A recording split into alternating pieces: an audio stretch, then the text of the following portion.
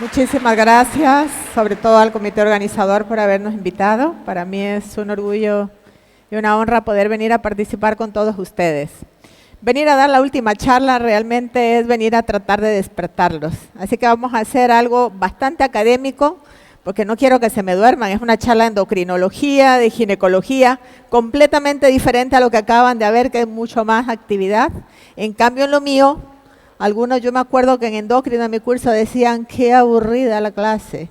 Así que, para empezar y despertarlos, ¿están dormidos o están despiertos? ¿Me podrán aguantar unos 30 minutos? Voy a tratar de hacerla lo más corta posible porque sé que todos quieren irse de aquí a su casa, a tomar algo, a descansar o a festejar. ¿De acuerdo? Además de que me toca hablar sobre un tema que personalmente me apasiona porque durante mucho tiempo pensé de que solamente afectaba a las adultas, porque a las adolescentes es un grupo tan vulnerable que no se les da la importancia que ameritan. Y mientras más uno empieza a leer, a estudiar y a tener algo de experiencia, va dándoles tal importancia como es el síndrome de ovarios poliquísticos. Sepan ustedes que es la enfermedad endocrina más frecuente en la mujer en la edad reproductiva, no solamente acá en Bolivia, sino en todo el mundo. Esta es una patología muy antigua, definida desde el año antes de 1935 y que se sigue manteniendo con sus criterios.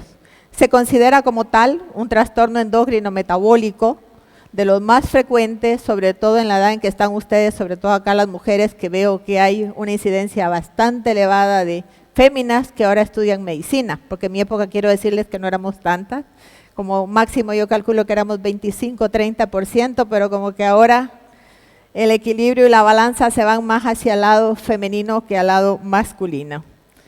Y no solamente que afecten esta edad, sino que también se ha demostrado que es una enfermedad con una etiología, si bien controversial, pero que apunta más hacia la etiología genética, epigenética, es decir, que tiene un componente muy grande familiar. Es bastante frecuente, con una incidencia del 6 a 10% de las mujeres en la edad reproductiva, y mientras se acerca más a la menopausia a la mujer en edad madura, también se hace más frecuente, de un 10 hasta un 15% como tal. ¿Y cómo hemos ido descubriendo que cada vez hay más mujeres con problemas de ovarios poliquísticos? Porque también cada vez aumentan más las mujeres que acuden a la consulta por problemas de infertilidad. Dentro de cada 100 mujeres que acuden a la consulta, un 10% hasta un 12% de las mujeres vienen por infertilidad y no tienen ni la más remota idea que lo que pudieran tener es un problema de ovarios poliquísticos. Les dije que era antigua, efectivamente. Y los criterios se mantienen y se respetan desde 1935, en que Stein Leventhal fue el primero en hablar sobre la famosa triada clásica: amenorrea, hirsutismo y obesidad. Amenorrea, que si después de que le viene a una persona la menstruación pasaban más de 3 a 6 meses sin menstruar, o en su defecto oligomenorrea, opsomenorrea, es decir, ciclos largos que venían cada 45 días, 60 días y que las íbamos encasillando como amenorrea. Hirsutismo, si dependiendo de la clasificación llegan a obtener un puntaje arriba de 8 dependiendo del fenotipo o de la etnia de que venga una persona, o en su defecto la obesidad. Aunque últimamente cada vez se habla más de que uno debería tener un buen estilo de vida saludable y todo, no solamente es por la apariencia física, sino básicamente porque sabemos y consideramos que la obesidad nos puede traer otras complicaciones, y este es un foco muy importante para nosotros para poder definir si esa obesidad simplemente es porque comen o porque sí tienen un factor hereditario o algún problema que pudiera detonar en que esa persona sea obesa porque tiene otra causal, y ahí el diagnóstico oportuno prima por encima de todo. A raíz de que Stein Leventhal describió los criterios que son los más importantes hasta la fecha 2019, se fueron haciendo consensos, reuniones, sobre todo los del Instituto Nacional de Salud de Estados Unidos, para reunir cuáles eran los elementos y poder diagnosticarlos dentro del cuadro de diagnóstico como síndrome de ovarios poliquísticos, y ellos encontraron de que tanto el hiperandrogenismo, no necesariamente clínico, sino que también bioquímico, conjuntamente con los problemas de anovulación o disfunción ovárica, serían los que encajarían dependiendo de los fenotipos de la mujer en los cuales uno encuadre, para poder definir bien si era una paciente con un síndrome de ovario poliquístico o simplemente tenía alguna otra patología, y por lo tanto podría ser un diagnóstico más que nada de exclusión de hiperandrogenismo. Volvieron a hacer otras reuniones, grupos de expertos, dentro de ellos, para poder emitir cuáles fueron los criterios y el consenso real que surgió de la reunión que hubo en Rotterdam en el 2003, se juntaron todos los grupos y encajaron de que habían 4 grupos. Los ovarios poliquísticos, morfológicamente poliquísticos, que es la famosa ecografía. Muchas veces vienen a ecografía, yo soy ecografista, entonces a veces cometemos el error que vemos una imagen y directamente le avisamos a la paciente con un diagnóstico, porque ahora todo el mundo lo lee, y ponemos ovarios de aspecto poliquístico, en vez de poner ovarios de aspecto folicular. Entonces hay que ser muy cautos con el diagnóstico que uno emite ecográficamente, para que la paciente no crea que solamente por tener ovarios poliquísticos en realidad tenga la enfermedad, como es un síndrome de ovarios poliquísticos. A esto habría que agregarle otro de los factores, que serían la problemática de la anovulación con una disfunción ovulatoria, por la cual muchas van a la consulta, volvemos a repetir, por problemas de infertilidad o en su defecto el hiperandrogenismo. ¿Por qué los ponemos así? Porque dependiendo del fenotipo uno los va encasillando para ver cuál es el tipo real dentro de los criterios diagnósticos aprobados y aceptados. Reuniones desde 35, 90, 2003, 2012, actualmente inclusive hasta el 2019 no han cambiado. Lo que hacen es encajar a qué fenotipo pertenece uno, al 1 y al 2, que básicamente van a ser los clásicos. Y en el adolescente es diferente al adulto. En el adolescente muchas de estas situaciones son difíciles de darnos cuenta. ¿Por qué? Porque son muy comunes. Cuando una paciente menstrua, que normalmente la menstruación acá en nuestro medio es a los 12, 13 años, distinto a los Andes, distinto a la altura, al frío, donde la menstruación generalmente es a los 15, 14, 16 años, cosa que para nosotros sería una pubertad ya un poquito atrasada, ya que en el oriente, en todo lo que es bajo, en todo lo que es playa, es antes la menstruación y todo lo que implica la pubertad, de tal manera que los primeros 2 años son completamente regulares y son fisiológicamente normales. Por eso que es tan importante también el diagnóstico de descarte, porque lo que pudiera ser algo fisiológicamente normal, pudiera ser anormal. De tal manera que si tenemos una paciente que tiene ciertas características, lo primero que hay que hacer son estudios de laboratorio, una buena historia clínica, para descartar si no es un problema tiroideo, si no es un problema de hiperprolactinemia. Acordémonos que tanto tiroides como prolactina, si se alteran completamente el eje hipotálamo, hipófisis, ovario, de tal manera que muchas de estas pacientes nos van a venir con alteraciones menstruales, que es la causa número 1 de la consulta que tenemos de las adolescentes. Doctora, vengo al consultorio porque desde que empecé a menstruar se me atrasa la menstruación. Mis ciclos me vienen cada 2 meses, un mes me viene a los 30 días, otro a los 50. Mis días de sangrado son muy poquitos, o tengo dolor, no tengo dolor. Los primeros 2 años se consideran normal, siempre y cuando no se agregue algún otro problema que la paciente les diga a usted o que ustedes no encuentren clínicamente al examen físico. La hiperprolactinemia, no necesariamente el hecho de que uno tenga la prolactina elevada por encima de 20 nanogramos va a hacer que una paciente tenga ovarios poliquísticos. Hay que ver si no es algún otro problema. La prolactina también se eleva por los medicamentos que ahora se utilizan mucho, los antidepresivos, los ansiolíticos. Son medicamentos que pudieran producir un aumento de prolactina. El dar de lactar, todas las mujeres, la lactancia es gracias al estímulo de la oxitocina, que va a actuar directamente dentro del eje hipotálamo hipófisis, también haciendo que se aumente la prolactina. Otros problemas, el prolactinoma, un tumor que existe en adenohipófisis, sobre todo a nivel de la silla turca, que también les puede dar hiperprolactinemia. Si hay salida de leche que no es dar de lactar, que no está lactando la mujer y sin embargo viene al consultorio o ustedes están haciendo su práctica y les dice, doctora, yo no tengo bebé, ni siquiera tengo relaciones, sin embargo estoy con una salida de leche por mis pezones. Ustedes examinan, corroboran que hay alguna descarga y lo primero que tienen que descartar es que no tenga esa paciente una hiperprolactinemia. Obviamente, edad reproductiva, aunque la paciente diga que no tiene relaciones, hay que pedir un HCG, porque todo retraso menstrual en la edad reproductiva, aunque la paciente niegue que no ha tenido relaciones y ustedes tengan miedo de verificar, por favor, constaten de que no sea un embarazo o que no sea otra cosa. Entonces vamos buscando problemas de descarte, síndrome de Cushing, síndrome de infecciones severas, tumor androgénico, uso, abuso de drogas. Hay drogas que también pueden producir cualquier problema y ustedes pueden confiarse o equivocarse pensando que la paciente lo que tiene es un síndrome de ovario poliquístico. Muchos consensos, ya llegamos al 2012, continúa manteniéndose como tal la enfermedad, pero sí, en este sentido, en este año, en el 2012, el Instituto de Salud de Estados Unidos habla mucho sobre la morfología del ovario. La morfología, como la vemos nosotros ecográficamente, que tiene que tener ciertos requisitos indispensables para poder hablar de un ovario poliquístico. De tal manera que como muchas adolescentes, cuando recién empiezan, después de tener su menarquia, los primeros 2 años, volvemos a lo mismo, son pacientes que tienen el ovario ecográficamente hablando muy similar a un ovario poliquístico.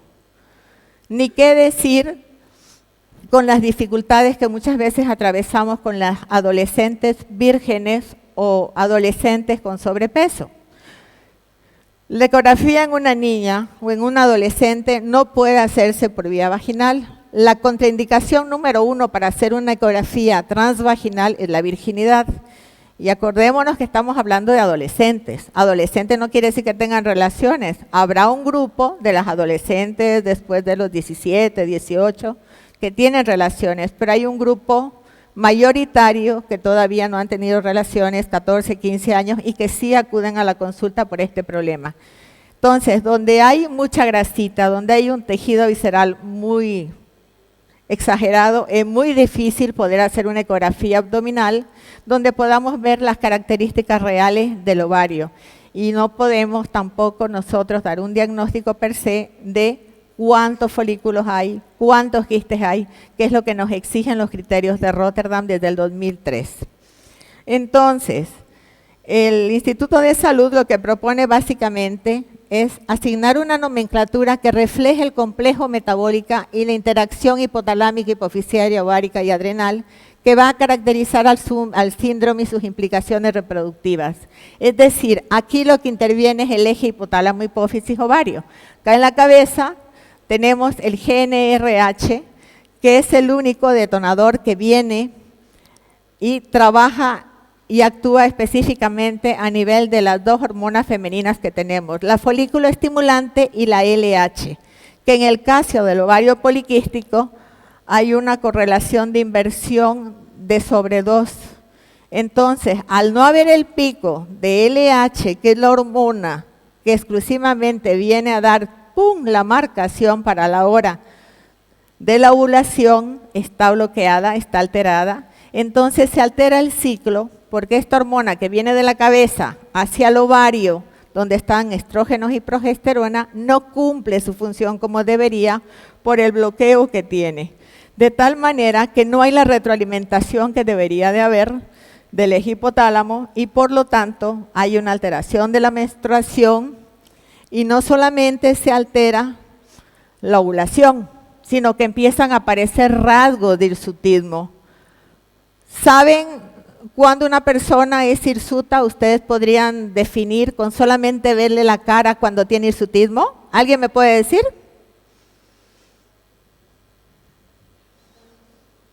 ¿Han visto alguna vez a alguna paciente gordita que tiene vellos por acá en el mentón, mucho vello en las piernas? Aunque últimamente con el láser ya nadie tiene pelos, pero se los depilan fácilmente. Sin embargo, hay personas que ustedes las ven la complexión gruesita. Esas son las típicas, fenotípicamente hablando, que tienen hirsutismo. Y con la puntuación que vamos a ver, fácilmente uno puede hacer una sumatoria para ver si es hirsuta y si entra dentro del grupo o es un hirsutismo dentro de lo que cabe normal. De todas maneras, seguimos hasta la fecha manteniendo la amplitud de los criterios de Rotterdam, también del Instituto de Salud y también de la Asociación Europea, hasta identificar bien el fenotipo. Dentro de los fenotipos somos los primeros 1 y 2, clásicas. El tercero y el 4 hay que ver en cuál encajan. Tenemos que saber de que también de acuerdo al lugar de donde venimos tenemos mayor o menor riesgo de tener ciertos problemas. Por ejemplo, las europeas son donde son más peluditas. En Asia, que son flaquitas, el índice menor, tienen moderadamente el hiperandrogenismo. Es muy raro que uno vea a una asiática, a una persona de ascendencia asiática con este tipo de problemas o de síndrome metabólico. Mientras que las hispanas, sobre todo las centroamericanas, son un poquito rellenitas, mexicanas, México, República Dominicana, Puerto Rico. Dentro de los estudios que hemos hecho, hemos visto que de Latinoamérica son el grupo que tienen mayor predisposición a tener sobrepeso, mucho taquito, mucho carbohidrato, y las africanas, que también como nosotros tienen predisposición a tener sobrepeso y a tener problemas de hipertensión y a la larga problemas cardiovasculares y otro tipo de problemas que eso va detonando dependiendo de la edad. A mayor edad va encajándose uno dentro de los problemas de adulto. Estamos en adolescentes donde todavía tenemos mucho por hacer, pero sobre todo concientizarnos porque sabemos que es una patología que vamos a aprender a convivir con ella y que vamos a tratar de ser amables con ella para evitar cualquier complicación a futuro. Siempre los criterios de Rotterdam. En la revisión que ustedes hagan van a encontrar que es lo más importante.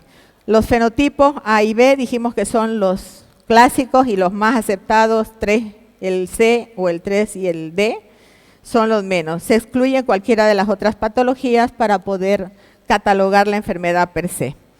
¿Cuáles son los rasgos en un adolescente de síndrome de ovarios poliquísticos? Las alteraciones menstruales, predisposición a que la menstruación sea ciclos largos, 45 días, 60 días, 90 días.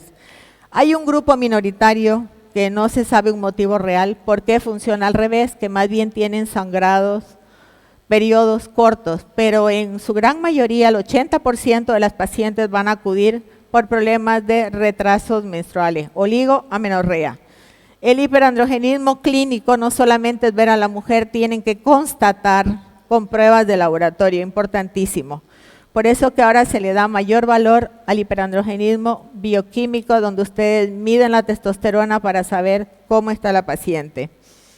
Los ovarios poliquísticos vistos ecográficamente, sobre todo si la mujer tuvo relaciones, para nosotros es mucho más fácil. ¿Por qué? Porque los equipos que tenemos en este momento tienen una resolución fantástica. Inclusive, no solamente por el Doppler, sino que los que tienen 3D, 4D tienen la ventaja y la sensibilidad para poder cuantificar cuántos folículos tiene cada ovario. De tal manera que no solamente para quien está en ecografía es medir el tamaño de los folículos, sino también medir el volumen del ovario per se para ver y cuantificar cuántos folículos hay, cómo está la cápsula y cómo está el estroma.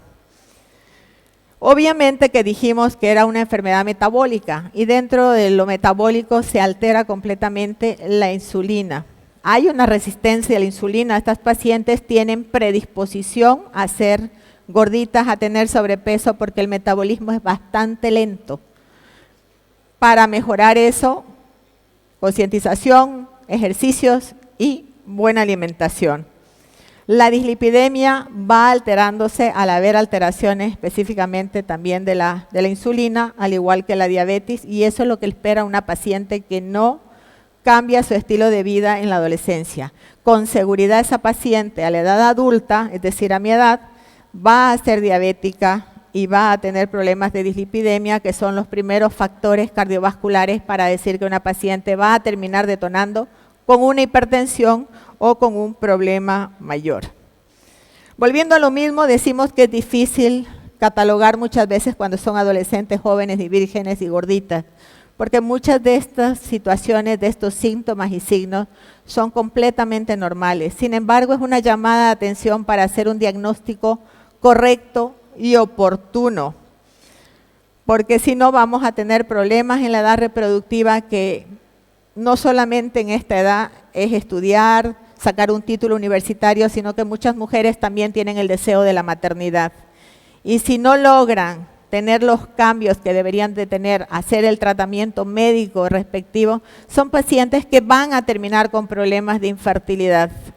De tal manera que lo que queremos es simplemente ver la forma de que ustedes que están en contacto directo con la paciente sean los primeros en tener el diagnóstico de esa persona para hablar con ella, hacerle saber de que hay que cambiar el estilo de vida que están llevando, porque es muy similar al cuadro clínico. Si vemos las características clínicas, lo más frecuente, volvemos a lo mismo, las irregularidades menstruales, las facies de androgenismo, son muy velluditas y muy gorditas. Hirsutismo es el signo del hiperandrogenismo clínico más frecuente en las mujeres, no solamente en la adolescente, sino también la de ovario poliquístico adulta. Y el acné no se lo considera simplemente como un signo único, así como se viene tomando en cuenta que de los criterios de Rotterdam, con 2 de los 3 que tiene sería suficiente para hablar de un ovario poliquístico, hay algunos que por sí solos no se los cuenta, como es la ecografía con un ovario poliquístico sola, no es diagnóstico por sí sola, tampoco la elevación del LH sobre FSH sola, no, y tampoco el hecho de tener acné, salvo que sea un acné severo. Porque cuando uno entra en la pubertad, fíjense que una gran mayoría de mujeres tienen acné, entonces todas las pacientes tuvieran ovarios poliquísticos, y no es así, un 6-10% sí lo tienen, el saldo no es porque tengan un ovario poliquístico. Esta es la manera en que ustedes fácilmente pueden evaluar si una paciente encaja o no dentro de uno de los criterios de Rotterdam. Si ustedes hacen el puntaje, acá donde tenemos esta tabla muy fácil, la de Ferryman-Galway, y suman hasta 8, es una paciente que tiene un hirsutismo significativo. Siempre y cuando no sea una latina de Chile o de alguno de nuestros países sudamericanos, sobre todo donde el valor baja, no es hasta 8, es hasta 6. Con 6 ya es una paciente que encaja dentro de uno de los criterios de hiperandrogenismo. El clínico, el acné, otro de los factores, pero no por sí solos. Entonces, seguimos viendo el hiperandrogenismo químico. Dijimos hace ratito cuando les comenté que la testosterona dentro de los parámetros bioquímicos es el más sensible para el diagnóstico de un ovario poliquístico, ya que se va a elevar en un 60, un 80% en las mujeres adultas, y dentro de ellos la testosterona total y la libre. Las dos juntas, mucho mejor si las podemos pedir, porque con los valores mayores de 50 o mayores de 25, tanto la libre o como la total, son suficientes también para que vayan entrando dentro de la tabla de criterios que vamos teniendo para poder detectar y tener un diagnóstico correcto. En cuanto a la morfología ovárica, ¿qué es lo que nos dice? Desde Rotterdam igual, volvemos a lo mismo. La presencia de 12 o más folículos, lo único que acaba de cambiar son estos criterios que en el 2018 y ahora en el 2019 acaba de salir un artículo donde están valorando pacientes de infertilidad y están viendo también todo lo que es folículos, que es donde más se miden y se trabaja con ellos, gracias a la ecografía con la sensibilidad actual que tenemos con los equipos de última generación, que pueden permitir por ecografía vaginal ya no solamente contar 12 o más folículos, sino que están llegando a contar hasta 20, 22 folículos, porque la misma máquina se los cuenta, no hay cómo se equivoquen.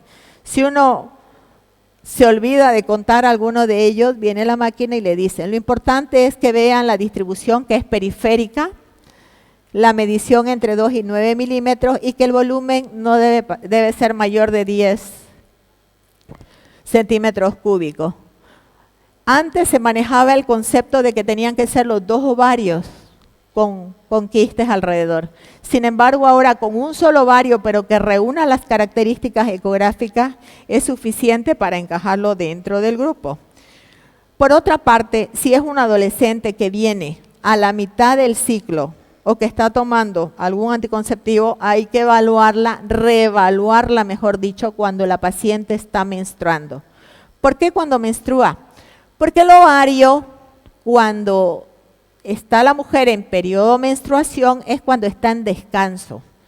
No tenemos los folículos para poder equivocarnos, sino todo lo contrario. Es más, cuando una mujer está viendo si ovula o no ovula, uno hace un seguimiento folicular. La primera ecografía que uno debe solicitar es entre el día 2 y el día 5 de la menstruación. Y ahí uno se da cuenta si realmente es algún folículo, no tiene nada, está sana esa mujer o tiene algún quiste.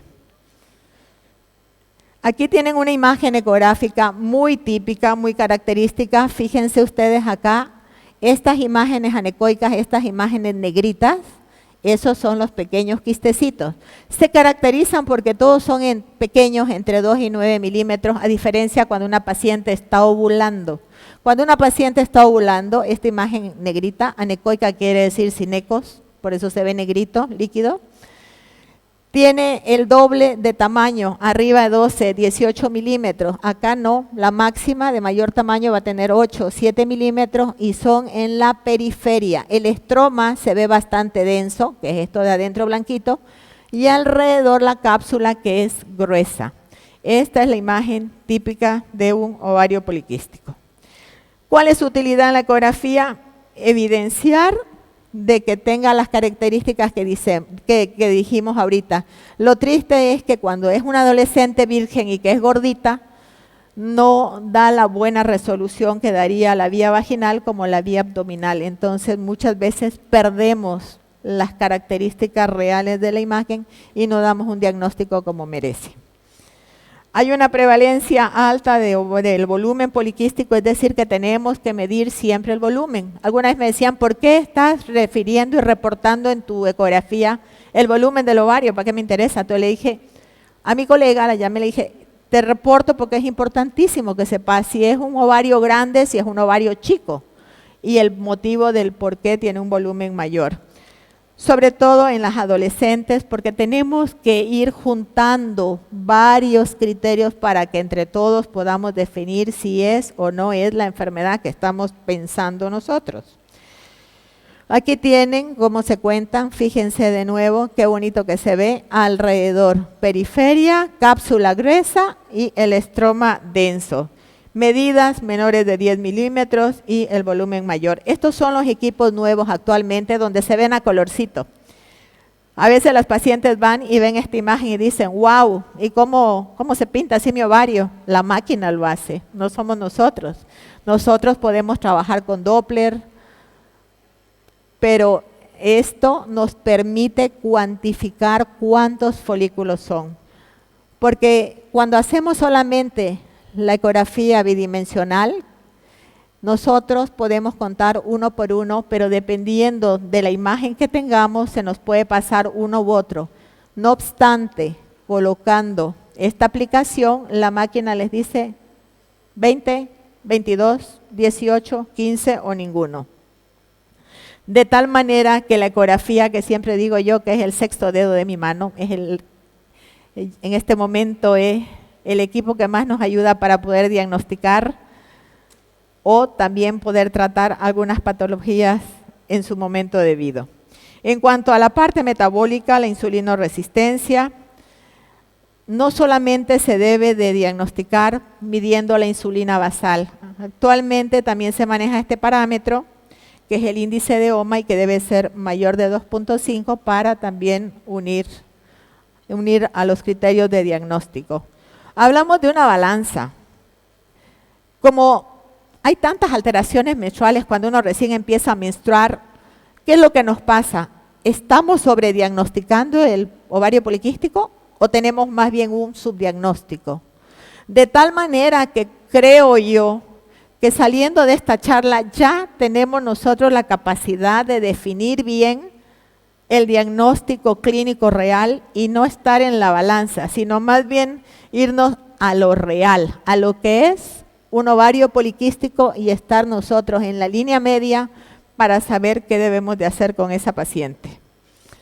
Se deben de cumplir con los criterios para poder hacer un buen diagnóstico. Es la tríada clásica, hiperandrogenismo, evaluar a la paciente después de 2 años de menstruación, ver la ecografía cómo está. Dentro de las características clínicas, los trastornos menstruales de oligoamenorrea, el hiperandrogenismo clínico, el acné persistente, si hay o no hay datos de hirsutismo, las pruebas bioquímicas que son importantes, evaluar si hay o no hay resistencia a la insulina y ver ecográficamente cómo están esos ovarios. Y actualmente la hormona antimülleriana, que es la última que acaba de introducirse en el 2018 y 2019, como otro marcador, pero sobre todo para ver los grados de infertilidad. Muy bien, repitiendo porque es algo que se les tiene que quedar, porque es muy frecuente, les aseguro que dentro de todas las mujeres que habemos aquí va a haber un 10% que tengamos probablemente. Entonces, bueno, que nosotros también nos evaluemos. Aquí tienen la antimülleriana, que no debe ser usada todavía solita como su detección, pero sí como un parámetro para orientarnos y guiarnos para infertilidad. Aquí tienen las características de la mujer con el acné, con el hirsutismo, cómo nos vamos viendo. ¿Desde cuándo aparece este cuadro? Muchas veces desde la infancia. Al principio comenté que es una patología que si bien la etiología es incierta, sin embargo la teoría apoya mucho que es un problema genético y epigenético, de tal manera que es importante desde el intraútero, desde el embarazo, si una mamá tuvo preeclampsia, no tuvo preeclampsia, con cuánto de peso nació ese bebé, cómo fue cuando nació, si fue pequeño para la edad gestacional, si fue macrosómico, porque son pequeños datos que nos van a predisponer a tener mayores problemas en la adolescencia. Si la niñez tuvo la niña una pubarca prematura, una pubertad precoz, cómo es esa obesidad, el uso de medicamentos en la adolescencia, cómo es su menstruación, hay problemas de ovulación, acné, hirsutismo, síndrome metabólico y en el adulto ya, si viene diagnosticada desde antes, obviamente va a tener todas las complicaciones que son enfermedades cardiovasculares, hipertensión y problema cardíaco. Este es un caso muy típico, paciente de 16 años, métanselo a la cabeza, puede tener 18, puede tener 20, no hay problema. Nació con 2 kilos 400, un bajo peso al nacer si era de término. Un embarazo tiene 40 semanas, un peso 2,400 a las 40 semanas es un bajo peso. Durante su niñez se engordó esa niña con un índice de masa corporal mayor de 31 y tenía clínicamente signos de acantosis nigricans axilar, es decir, las manchas negras y los pelitos en el dorso cervical. Durante la adolescencia desarrolló con problemas de alteraciones menstruales, oligoamenorrea, problemas de anovulación, síndrome metabólico y todos los síntomas y signos que acabamos de ver de hiperandrogenismo. Y en el adulto, obviamente, con todas las características. De tal manera que el ovario poliquístico en el adolescente es una patología multidisciplinaria que tiene que tener el diagnóstico desde pediátrico, ginecológico cuando ya no llega, dermatológico. ¿A dónde van las que tienen acné? Al dermatólogo. ¿Dónde van las que tienen alteraciones menstruales? Al ginecólogo.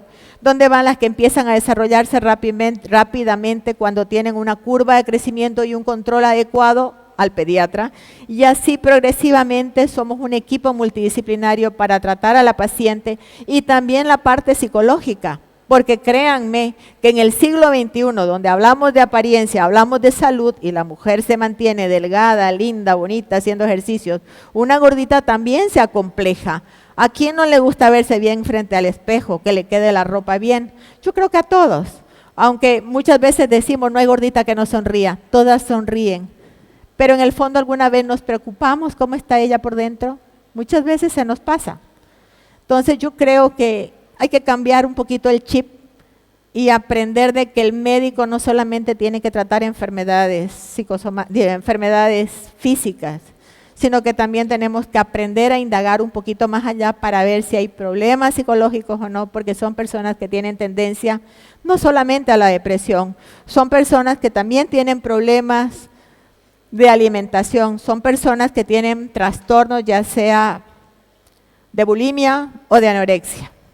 De tal manera que creo yo que es un problema multidisciplinario que aparece en la edad joven, que aparece en la edad tardía y que es una problemática endocrina durante toda la vida y que ocurre en todo el mundo. Por ende, ¿cuál es el objetivo a corto y a largo plazo? Primero, diagnóstico oportuno. Bajar de peso si está gordita, mejorar los ciclos menstruales, tratar el acné, el hirsutismo y mejorar su calidad de vida. ¿Para qué? Para que el día de mañana, cuando ya son adultas mayores, eviten los problemas de diabetes mellitus, que una vez hay la diabetes es para toda la vida. En cambio, cuando están jóvenes uno puede revertir ciertos cuadros, disminuir el riesgo cardiovascular, proteger el endometrio, porque también en la parte oncológica la lleva el hecho de ser gorditas, hay un aumento de estrógenos y las puede llevar a tener un endometrio engrosado que termine con una hiperplasia endometrial y la hiperplasia endometrial termine con un cáncer de endometrio. Y por supuesto valorar la fertilidad, porque la mayoría todavía creo que quieren ser mamás tarde o temprano. Por ende, cambien su estilo de vida, bajen de peso, modifiquen la terapia de primera línea en la joven, sobre todo dieta, ejercicio. Si fuman, no fumen, si beben, no beban, beban socialmente. Dieta hipocalórica, bajar la parte grasosa saturada con una reducción de 500 a 1000 calorías y van a ver que van a ir mejorando con una actividad física moderada de 30 minutos, es lo que sugiere la Organización Mundial de la Salud. El uso de anticonceptivos. Muchas veces tenemos miedo al anticonceptivo por temor de que digan, ay, si tomo anticonceptivos van a decir que estoy haciendo mi vida un poncho. No es cierto. El anticonceptivo no solo se usa como anticonceptivo, tiene muchas indicaciones. Y para el ovario poliquístico, además del tratamiento no médico, que es lo que acabamos de hablar hasta ahorita, se debe de dar anticonceptivos, sobre todo los que tienen un efecto antiandrogénico, para mejorar el acné, mejorar todos los cambios del hirsutismo. Los beneficios del anticonceptivo en este tipo de mujeres son mucho mayores que los riesgos en la mayoría de las pacientes con síndrome de ovario poliquístico. Y en ausencia de factores de riesgo, no hay ninguna evidencia hasta la fecha 2019 que las pacientes con ovarios poliquísticos que tomen anticonceptivos tengan mayor riesgo en comparación con las mujeres normales. Y depende mucho de esto para que no se vea afectada la fertilidad futura, ya que no hay evidencia de las diferencias en la eficacia y riesgo entre los distintos progestágenos y combinaciones. Se debe de dar medicamentos con un detonante antiandrogénico. Dijimos que es un problema metabólico, que hay una resistencia a la insulina incrementada, son insulinoresistentes y el uso de la metformina. He visto que muchos colegas están recetando metformina al por mayor. Para dar metformina tiene que haber el resultado del problema laboratorial, tiene que hacerse la prueba bioquímica para ver que esté alterada. No solamente es porque yo puse en la ecografía ovario poliquístico. La metformina es excelente en mujeres con ovarios poliquísticos en los cuales no han mejorado con los cambios que se les sugirió de estilo de vida. En estas pacientes se puede dar la metformina siempre acompañada del ejercicio y de la dieta saludable, comiendo 5 veces al día. Acordémonos que para mejorar el metabolismo hay que comer varias veces al día de forma fraccionada, igual que el diabético, aunque no seamos diabéticos. Se toma la metformina y se hace un control periódico. Se debe hacer una prevención cardiovascular también primaria. Dentro de todos los artículos, las revisiones que existen a la fecha, hay un libro que es muy interesante porque aquí salen todos los consensos y todo lo que es actual. Lo último, el 2018, que no cambió gran cosa en relación al 19, que donde más se enfocan es la antimülleriana. Finalmente, no vine a hablarles de anticonceptivos porque si no, no salgo de aquí. Los que más estamos utilizando, sobre todo como dosis de ataque y que es antiguo, es la ciproterona con el nombre comercial que deseen. La ciproterona es un antiandrógeno de elección en casos de ovarios poliquísticos durante 3-6 meses y posteriormente bajamos a otro antiandrógeno como es la combinación de etinilestradiol con un progestágeno que es la drospirenona, cuya característica es que tiene un efecto antimineralocorticoide. ¿Qué quiere decir eso? Que no me retiene líquido, que no engorda y que se elimina el líquido, mejora el acné y mejoran las menstruaciones, porque lo que menos quiere una paciente gordita es seguir subiendo de peso.